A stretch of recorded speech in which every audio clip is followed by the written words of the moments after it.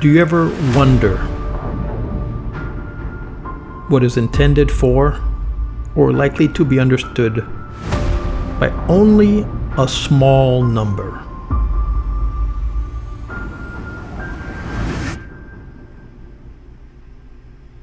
The traditional beliefs, customs, and stories of a community.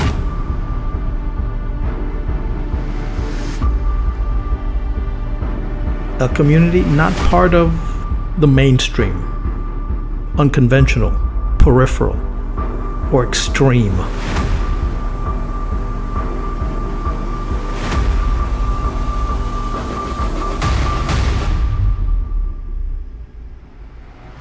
Part of an anthology, a published collection of poems or other pieces of writing.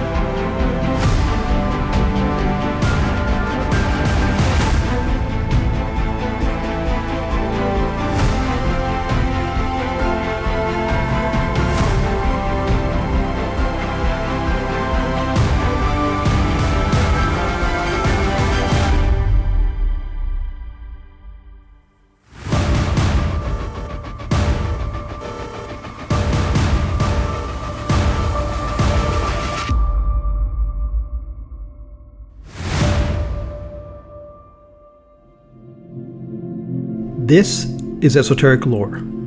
I'm your host, Edward Aponte, where I push you to ponder the fringes of folklore.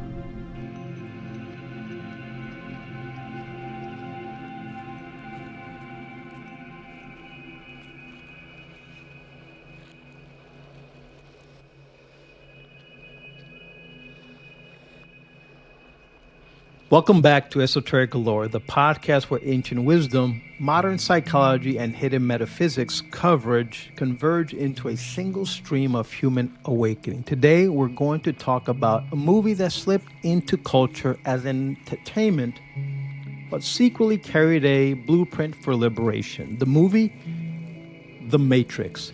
Not as fiction, but as a metaphorical operating system for the world we live in, and more importantly, how to escape it, how to excel outside of it, and how to reclaim the agency of your own mind. Let's step through the door. The first principle is the Matrix is a story you were born into.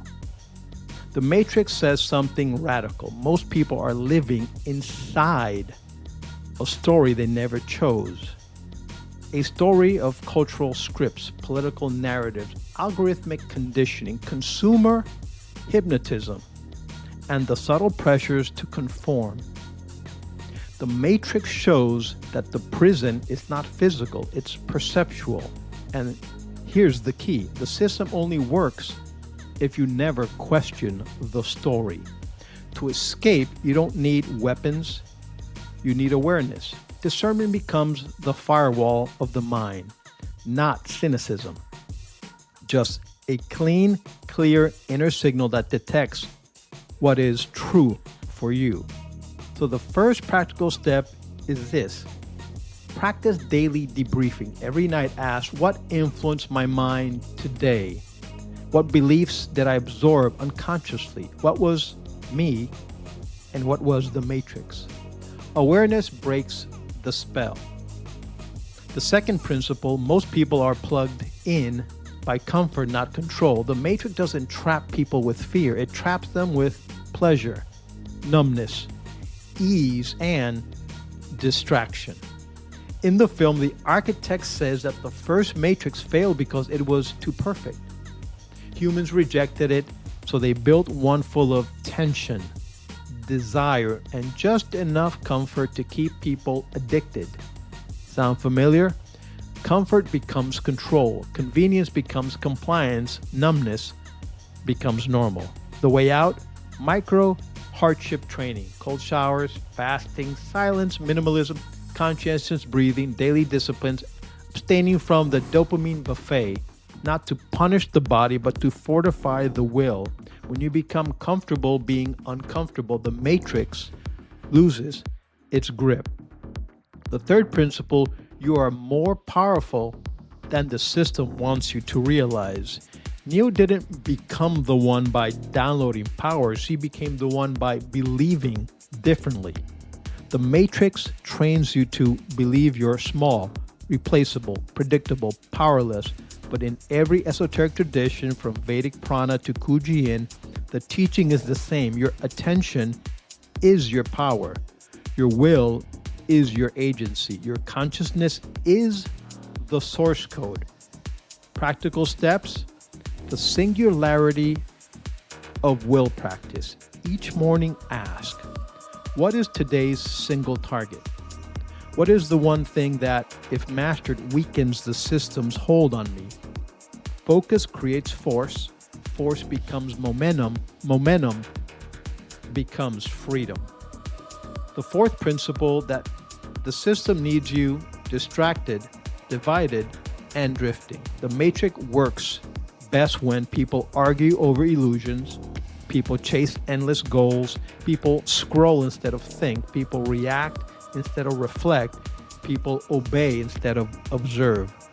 The key is to shift from ostrich, observer, to operational.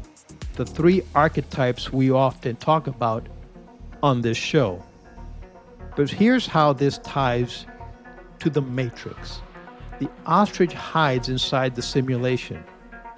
The observer recognizes the simulation. The operational human navigates the system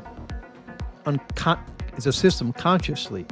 Practice escape methods. The 3 method of stillness. 3 times a day, stop everything, breathe slow, observe without reacting. This interrupts the simulation's attempt to hijack your mind. This is how you're unplugged moment by moment.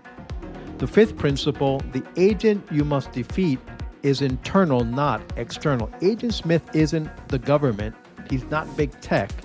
He's not some conspiracy. Agent Smith is the part of you that repeats old patterns, fears change, obeys habits, clings to identity, chooses the familiar, defends the illusion. Smith is the voice in your mind that says, don't push beyond this point. Don't wake up. Don't evolve. So the practical method here is identity shedding. Weekly journaling questions such as, what belief did I inherit instead of choose? What story am I still living that no longer fits? Who am I becoming, and what must dissolve for that to emerge? You can't escape the matrix with the same identity that was programmed by it. The 6th principle: freedom requires training, not awakening. In the film, waking up from the matrix is just the beginning. Neo still had to train. In our world, awakening is not enlightenment. It is not power. It is not mastery. Awakening is simply the first breath after suffocation. After awakening comes discipline, practice, skill, embodiment, mastery. This is where Kuji-in, breathwork, qigong, meditation, and attention training comes in. Practical methods: the operator's daily ritual. Orient. What is real right now? Breathe. 636, breathing to stabilize the nervous system. Observe. Label what your mind is doing. Intend. Set one meaningful objective. Execute. Move into action with precision. This turns your life into a mission rather than a reaction. The 7th principle: becoming the one means becoming responsible for your reality. Near the end of the movie, Neo realizes something powerful. The problem is choice. Freedom is not escape. Freedom is agency, not control over events, but control over how you shape your inner world in response. To excel outside the system, you need emotional intelligence, discernment, attention management, minimalism, purpose, aligned action, and a mind that responds instead of react. The world may still behave like a matrix, but you stop behaving like someone trapped inside of it. The Matrix isn't just a movie. It was a mirror showing us that the most powerful prison is the one we accept without question. And the most powerful freedom is the one we build from the inside out. Awareness breaks the illusion. Discipline breaks the dependency. Will breaks the programming. Purpose breaks the cycle, and presence breaks the spell. You don't escape the matrix by running away. You escape it by walking inside of it, by waking inside of it and choosing to live as the aware, intentional, operational version of yourself. This is Esoteric Lore, where we decode the world so you can rewrite your place in it. Until next time, stay awake, stay aware, and stay sovereign. As always, I leave you with a poem, Breaking the Code. In the hum of the world where illusions grow, we walk in a dream we don't always know. Screens flicker, truths that were never ours, stories disguised as familiar powers. The matrix is quiet, soft in its pull, promising comfort to keep the mind full. Not with meaning, but distraction and noise, the lullaby trap of obedient toys. Yet some of us stir at the glitch in the frame, a whisper inside calling out our true name. The ostrich buries, the observer sees, the operational soul moves with mindful ease. To break from the code is not war or escape, but shedding the patterns that once held our shape. Choosing discomfort that sharpens the will, becoming the one who can finally sit still. Freedom is presence, unbroken, awake, a mind that decides what story to make. When you write your own script, you no longer conform. You step from the system and stand in your form.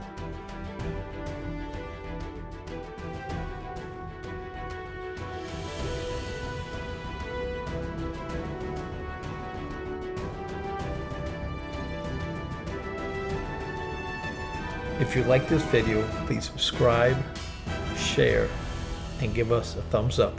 Thanks for watching. See you next time.